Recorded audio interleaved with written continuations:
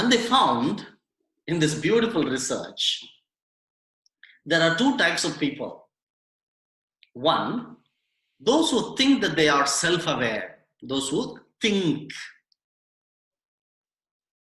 95% of them, they think that they are self-aware. The second type of people, those who really are aware, it's only 10%, 10 to 15%. Those who think that they are self-aware is 95%. Those who really self-aware are 10 to 15%. And you must be wondering, is self-awareness bad?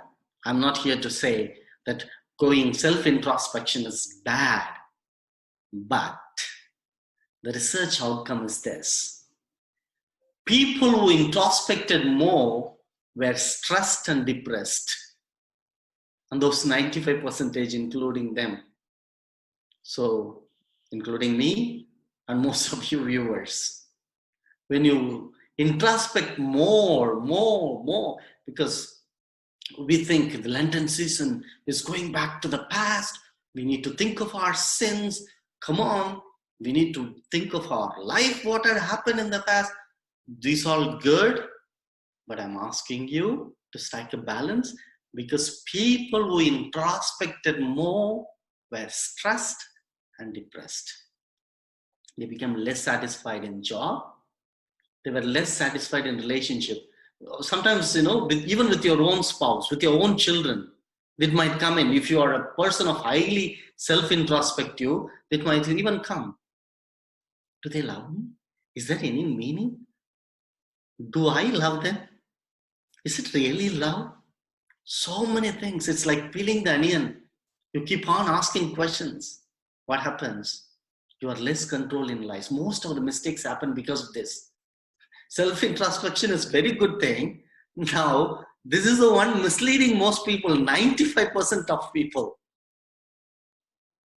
So what happens? The negative consequences got increased when they got introspected more and more. It's something alarming, my dear friends. You all need to, take care about it. Become aware. Yeah. So the researcher beautifully says, it's just not like a desk work that you sit on a desk and then think and then write about this article. They made a real research and found this out. So my dear friends, where our journey is.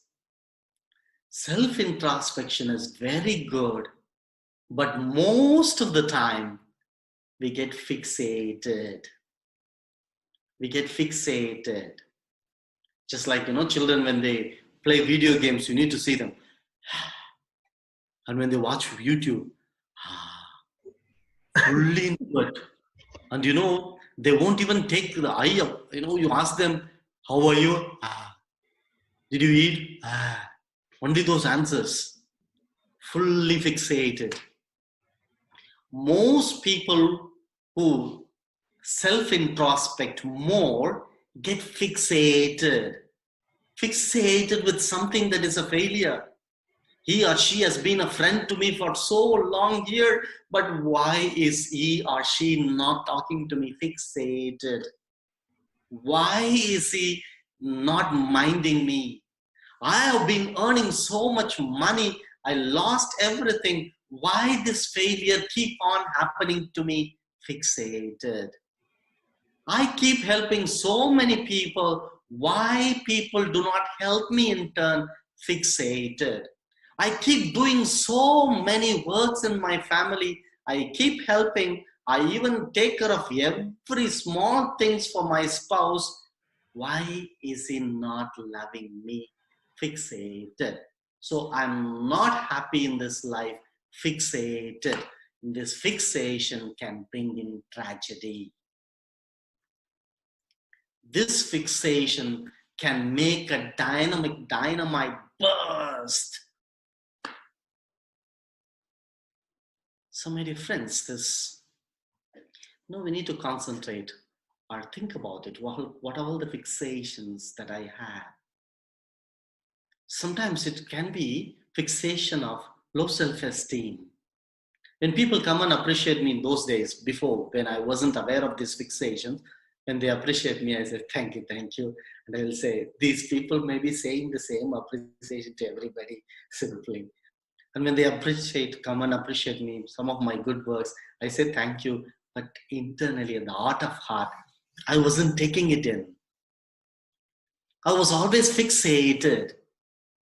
So what happens, that fixation wasn't helping me to grow. I was actually self-introspecting. In that self-introspection, I found this is what I am.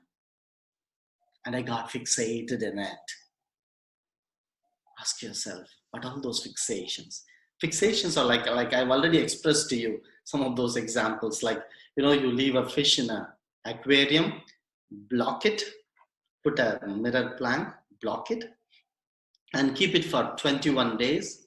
After 21 days, you remove that plank, the fish will not cross that border. It will still think that it is inside. Just like caging a parrot, after, I'm sorry, caging for so many long years, and you open the cage, even it thinks it's still there.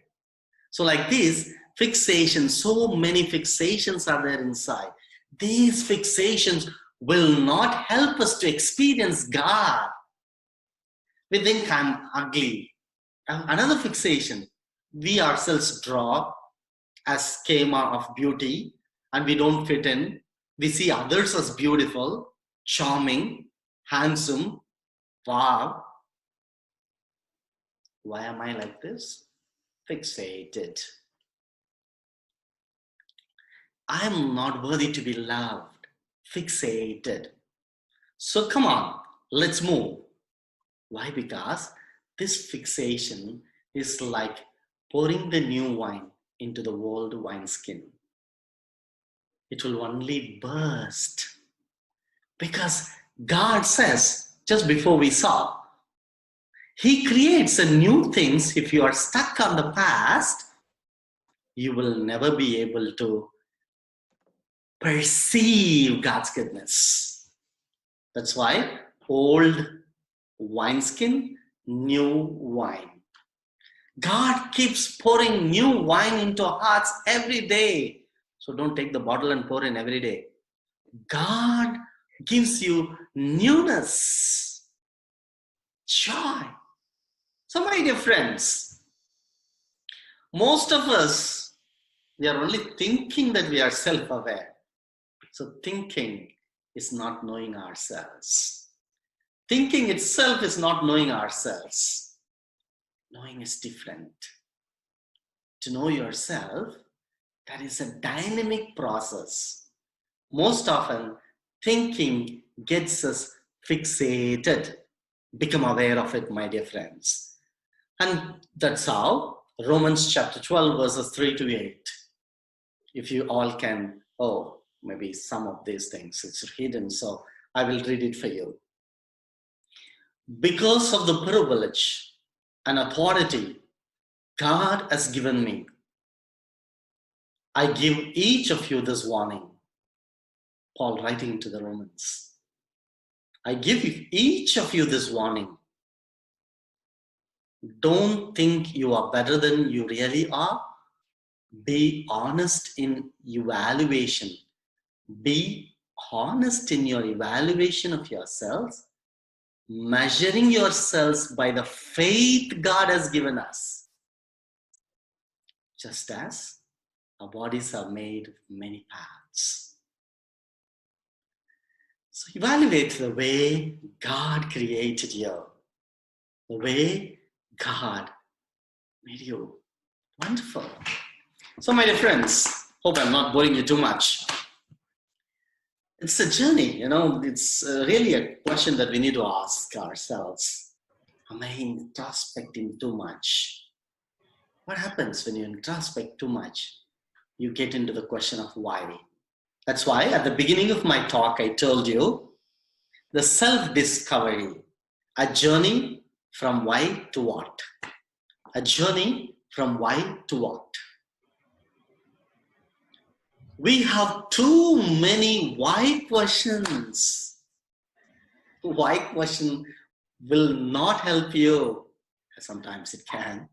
But most often, what I speak about this why is about the self introspection of why. Why am I like this?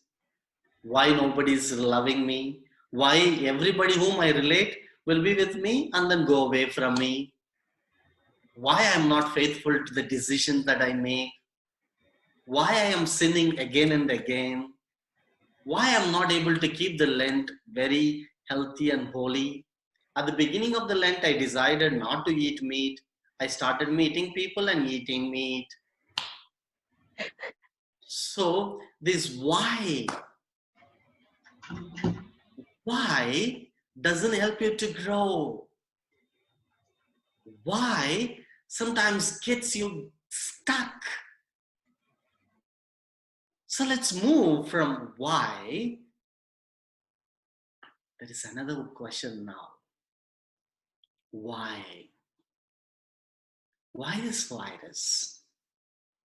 Why this pain? Why this struggle? If you go on asking this question, you will never get an answer. You will again get fixated, you will get stuck, you will be in pain, you will be in depression. Depression will reduce your immune system. Please don't do that. Be happy. Even if you have to die, be happy. Let's die together. We can see that. So, my dear friends, what I'm saying is this why doesn't have an answer.